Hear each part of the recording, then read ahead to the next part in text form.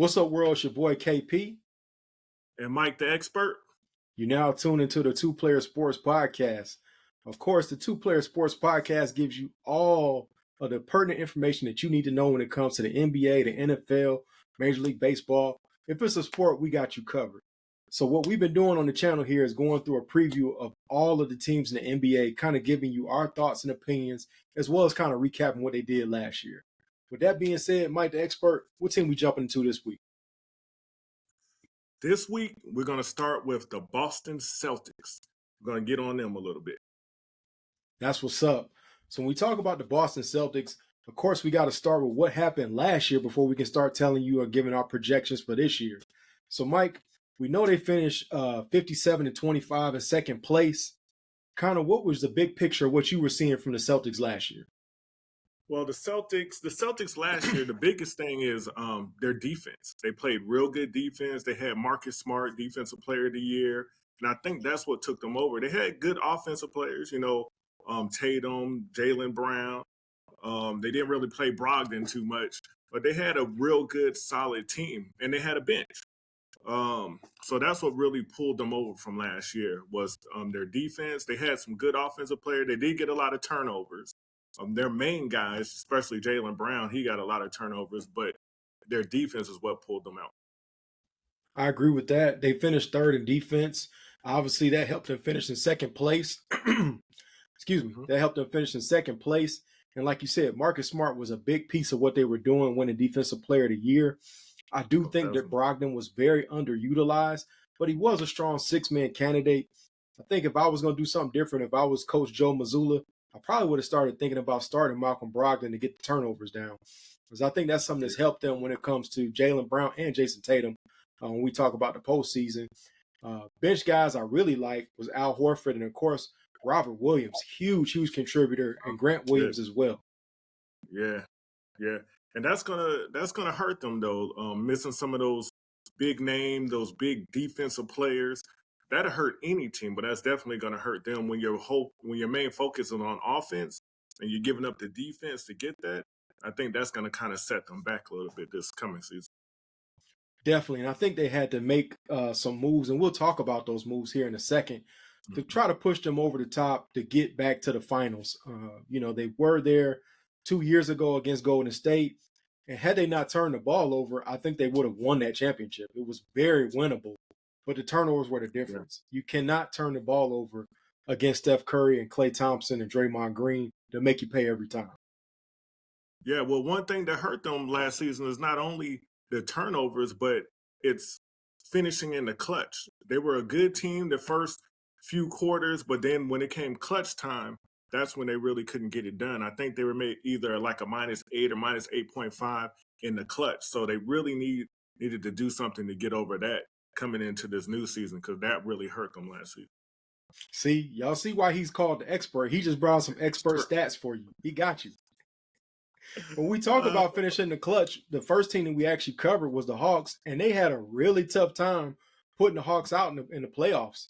Trae Young gave them a lot of problems and really caused them to extend the series, especially when you think about they looked at game, I think it was 6, where DeJounte Murray is suspended and can't play, and they go to Boston and win because Trae just plays out of his mind and they can't contain him.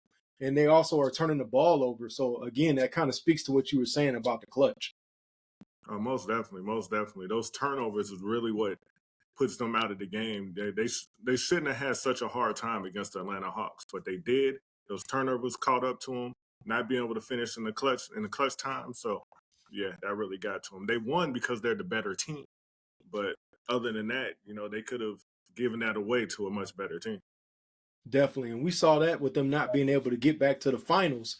Those same problems caught up to them and kept them from going back to the finals, which had they gone back to the finals, I don't know how that would have turned out. Again, what we saw last year, 2 years ago, gives you some encouragement, but it also kind of sets you back that you would hope they'd be able to get back to the finals and build on that.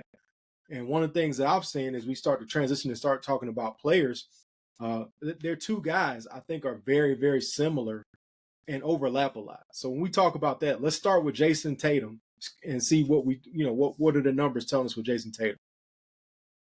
Yeah, well, I mean, Jason Tatum, I mean, he's a star.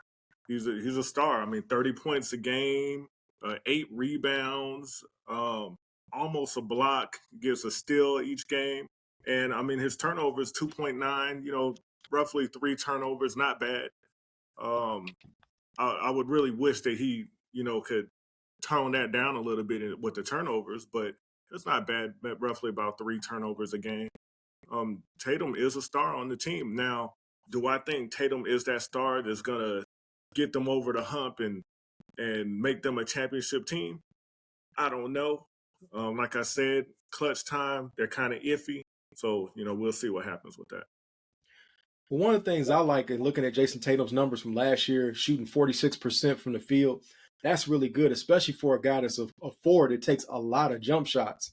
So I really Yeah. like that. He did do a better job of getting to the rack during the regular season. And again, averaging 30 during the regular season and then throwing in about 5 assists and 8 rebounds a game is very strong. Mhm. One that I'll Yes. also give a positive to when you talk about the playoffs.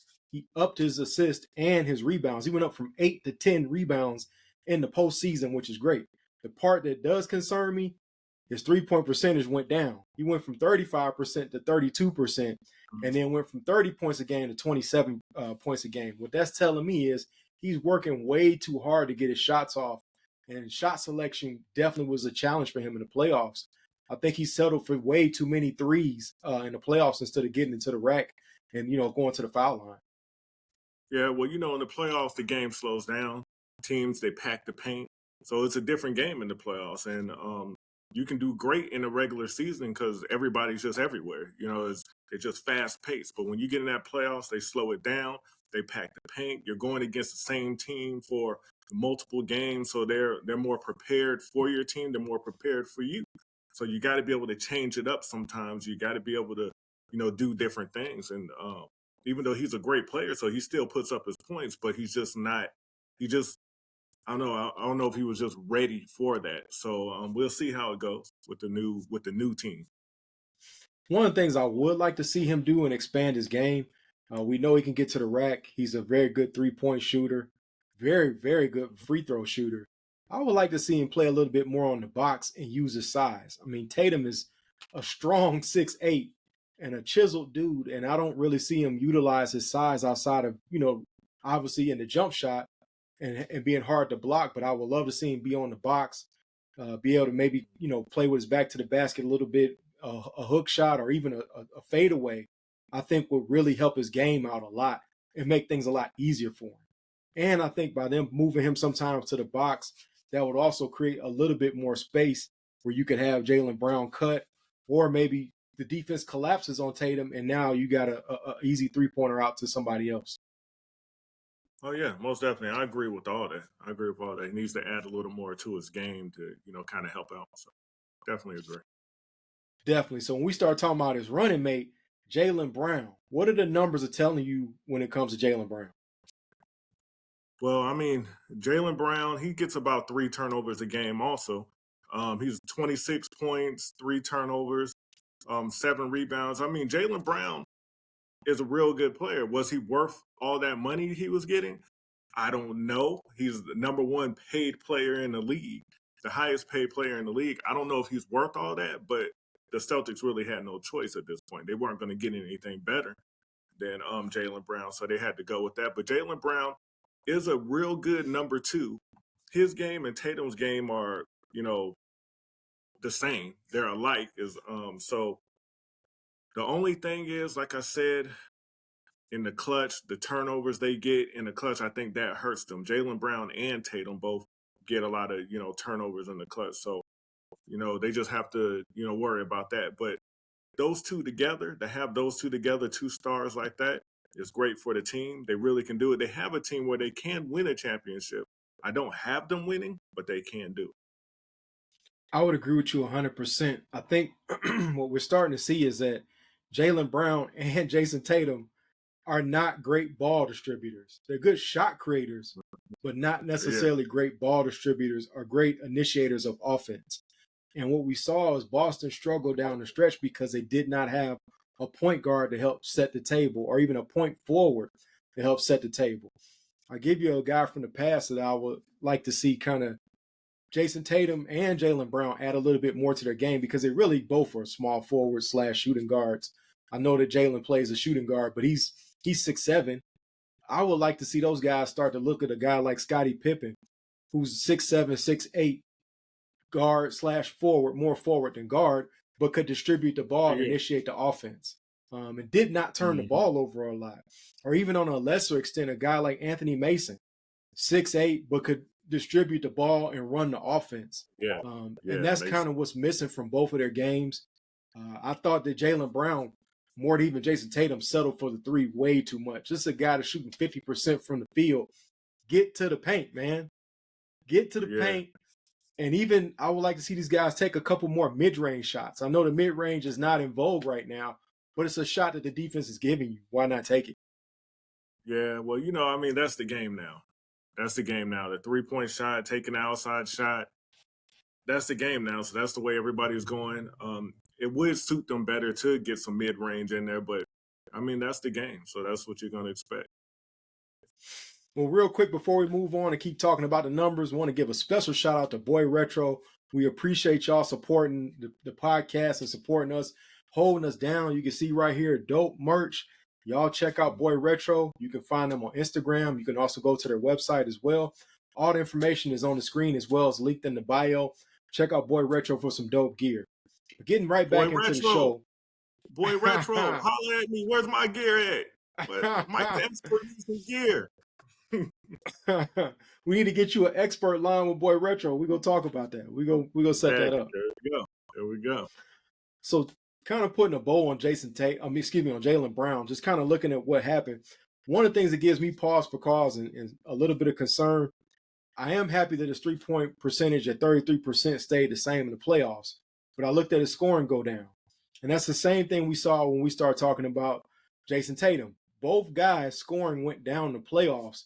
This is when I need your scoring to go up. Does that concern you?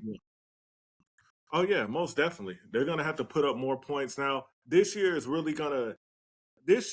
I think Jaylen Brown is going to have a hard time finding shots because their team is a little bit different. You have Porzingis on that team now.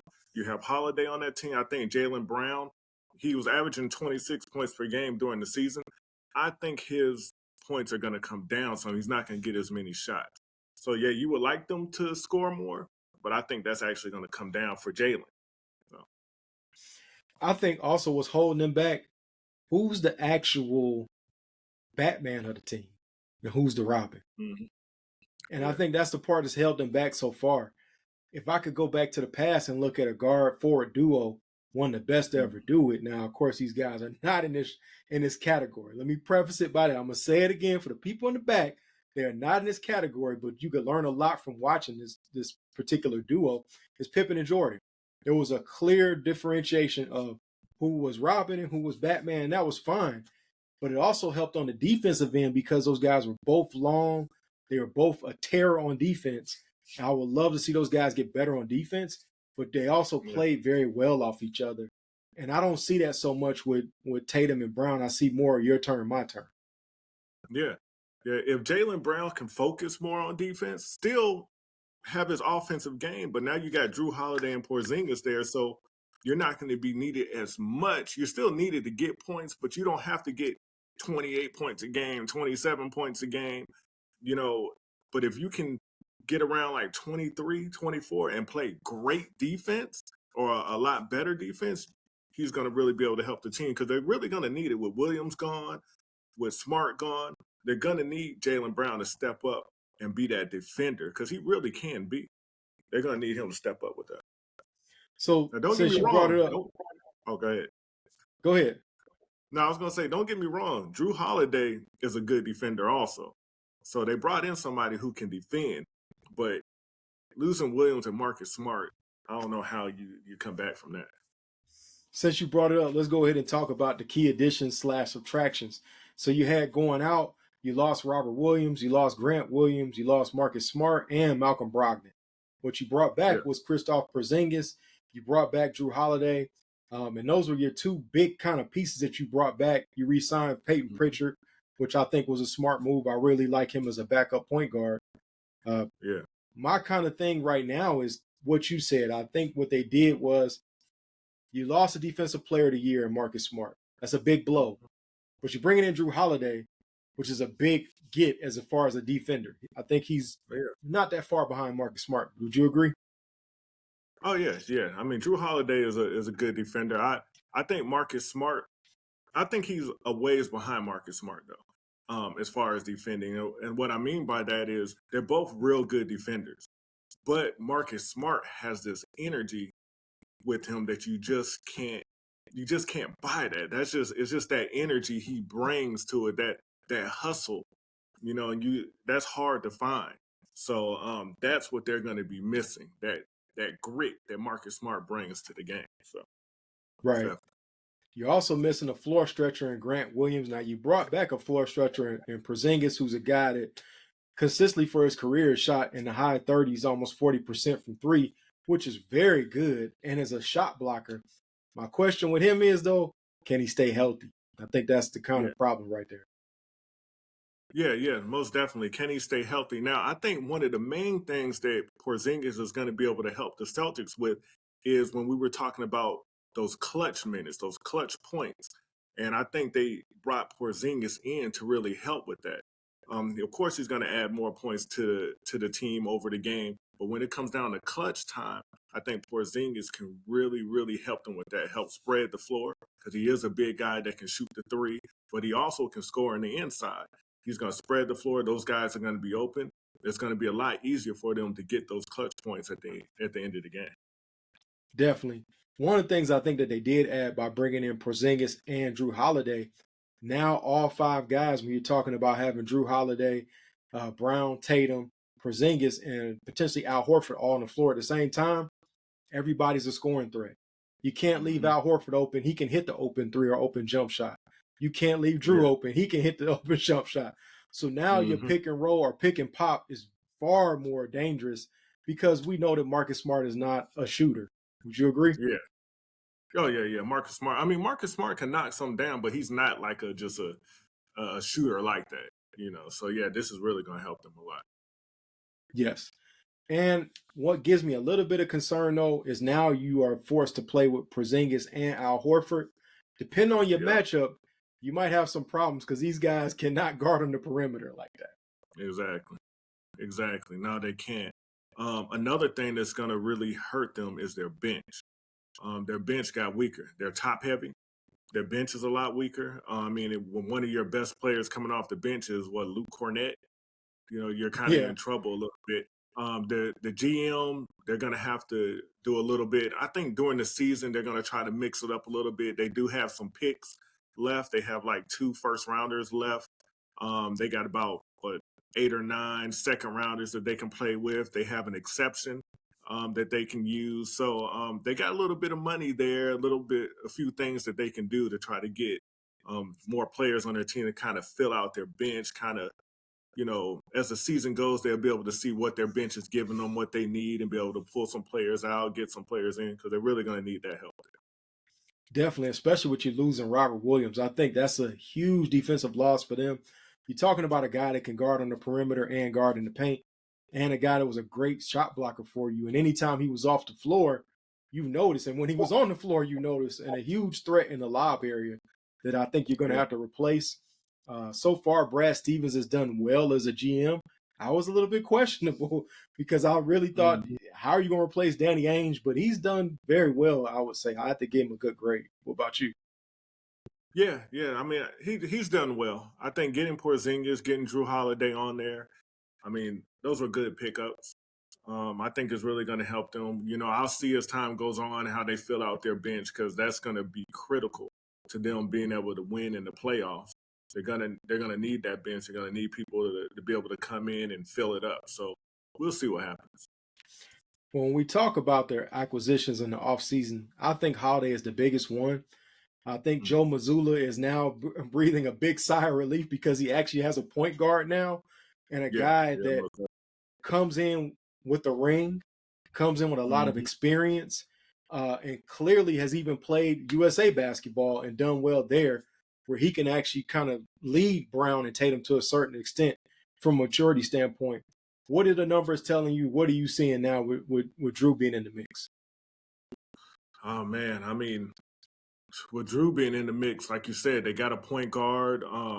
They don't have to really rely on Tatum and Jaylen Brown to really provide all of the offense, distributing the ball and everything. But right now with Jrue Holiday, I mean, 19 points, bringing 19 points to the game, 47%, well, actually 48% field goal percentage. 7 assists, 1 steal, 5 rebounds. I mean, he has an all-around game, and he's a real good defender. So losing Marcus Smart, bringing in Jrue Holiday, you're not losing a whole lot. I still do think you're losing that energy that Marcus Smart brings. But with Jrue Holiday, you're bringing in defense, and you're bringing in a better offensive game, better shooter also. So, I mean, yeah, that's going to really help them. Yeah, you're talking about a guy that shot 38% from three. That's amazing. Kind of what you said, you bring up a great point. Losing Smart is kind of like the Warriors losing Draymond. He's like the heart and soul of the team. So it's going to be interesting to see what that looks like come playoffs. So we talked about everybody. Now it's time to kind of give our thoughts of what we see going into the next season in 23-24. So they finished in second place last year. I haven't finished in second place again this year. Yeah. I mean, they can easily get first, but yeah, I have them behind Milwaukee. So yeah, I have them second place this year behind Milwaukee. So I think they'll go to the Eastern Conference Finals. I know that you had the record pulled up from what ESPN said. I pretty much agree with that. You can tell the folks that particular record projection. I mean, they have them with 55 wins. I think it was like 55 and 27, something like that. They have them with like 55 wins. I mean, that's pretty good for them. That's not far off from where they were last season. Like I said, in the regular season, they're going to be a real good team. They might even get a little more than 55 wins. The playoffs, I think because of their bench, it's going to kind of hurt them a little bit. But, we'll see how they change that up during the season. They still have, like I said, they still have some picks that they can push around and try to get some other players to help their bench. So we'll see what happens. You know what's exciting for me? The East could possibly have 2 60-win teams in the Bucks and the Celtics. That's crazy. Yeah, most definitely. They definitely can. And I mean, I know we're sleeping on the Sixers. We're sleeping on them because, the whole James Harden saga. Yeah, because the whole James Harden saga. But the Sixers, they probably won't win 60, but they can get in the 50s. They might have 260 and have a 50. Who knows? Who knows? We'll see. Well, I think what happens is 1 and 2, and then there's a big gap after that. We've got the Sixers, we've got the Cavs, we got the Knicks, the Heat. They're all kind of bunched in there together where there isn't much room between that group of teams. Yeah, and 1 and 2 depends on the injuries because Milwaukee has players like Middleton that, gets injured a lot. And if Middleton is not there and is not playing and he's not playing up to his potential, that third spot, I mean, they could wind up being number 2 and the Celtics number 1. So it just depends on injuries. Sure. And Milwaukee's bench is a little bit thinner, but that's a story for another day. I got them making it to the Eastern Conference Finals. I think that the Celtics are going to come out of it and go to the finals. I think that this might be their year to possibly raise a banner and catch up to LA and tie it back up again. What do you have? I have Milwaukee in the finals. I think they'll get the Celtics to get the Eastern Conference Finals. I don't think they're going to get to the finals. I think they had their time, and I think it's over for them. Now that Milwaukee's there. Now, don't get me wrong.